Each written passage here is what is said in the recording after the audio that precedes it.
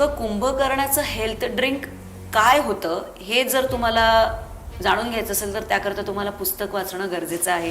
Food culture in Valmiki रामायणामध्ये त्याचा व्यवस्थित उल्लेख केलेला आहे. बरेचसे राक्षस त्यांच्याबद्दल जेव्हा वर्णन येतं, सगळ्यात आधी बालकांडामध्ये त्राटिका राक्षसीन जी आहे तिला रावण मारायला जातो, ती सुद्धा नरभक्षक म्हणून वर्णन केलेलं आहे. परत जेव्हा अशोक वाटिकेमध्ये सीतेला लक्ष ठेवण्यासाठी ज्या राक्षसीने असतात, हो, त्यांचं जे बोलणं असतं त्याच्यामध्ये सुद्धा आपल्याला कळतं की त्या सुद्धा नरभक्षक आहेत. रामायणामध्ये द्रोणागिरी पर्वत आणि संजीवनी बुटी याला प्रचंड महत्व आहे. सुग्रीव हा पूर्ण वानराचा, जगातल्या पूर्ण वानराचा राजा होता त्यावेळेस. तर त्यांनी काय केलं, सगळीकडे मेसेंजर पाठवले की आता या आपल्याला युद्धासाठी जायचं.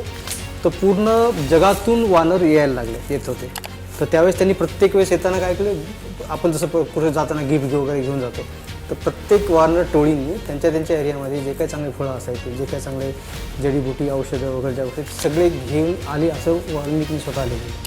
हिमालयातून असं एक ठिकाणी संदर्भ आहे की हिमालयातून येताना तिथल्या वानरांनी असे फळं आणले की एक फळ खाल्लं की तुम्ही महिना तुम्हाला भूक लागत नाही, असं स्पेशली लिहिलं गेलं. 2 वेळेस हनुमानाने तिकडे गेला आणि पर्वत आणला. हे आपल्याला बऱ्याच जणांना माहीत नाही, आपण फक्त एकदाच असल्याचं माहिती.